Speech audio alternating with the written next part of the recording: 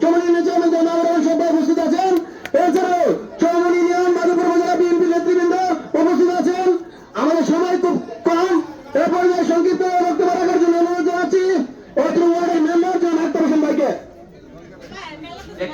বিসমিল্লাহির রহমানির রহিম। উপস্থিত আজকের এই পথসভার সম্মানিত সভাপতি, উপস্থিত আমাদের বিশেষ অতিথি, উপস্থিত আমাদের প্রধান অতিথি জনাব ইঞ্জিনিয়ার ইসহাক আহমেদ সাহেব, উপস্থিত আমাদের পীর সাহেব, উপস্থিত জুবাইর কামাল পীর সাহেব, সম্মানিত আমাদের 2 নং চৌমনি ইউনিয়নের চেয়ারম্যান মহোদয়, উপস্থিত এলাকার নেতৃবৃন্দ, উপস্থিত যুবক ভাইয়েরা ও মা বোনেরা, সবার প্রতি আমার সালাম, আসসালামু আলাইকুম।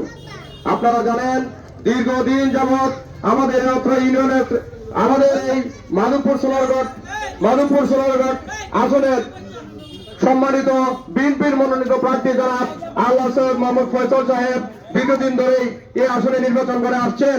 আমরা বারবার ওনাকে নির্বাচিত করতে পারি নাই, বারবার পরিশ্রম করার পরেও আমরা পরাজিত হয়েছি।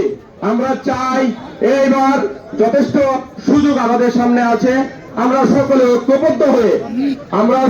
ঐক্যবদ্ধ হয়ে যদি ধানের শীষ মার্কায় ফয়সাল সাহেবকে বিজয়ী করতে পারি, আমাদের ভাগ্যের পরিবর্তন হবে।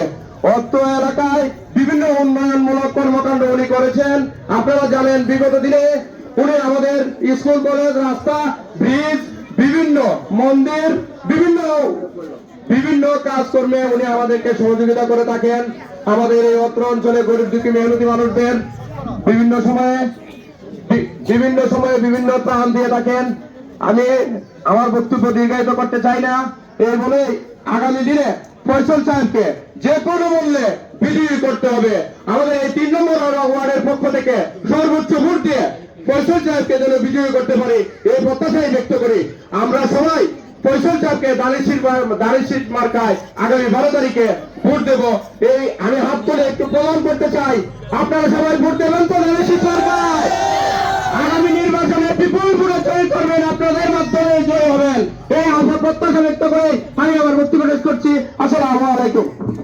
সম্মানিত উপস্থিতি।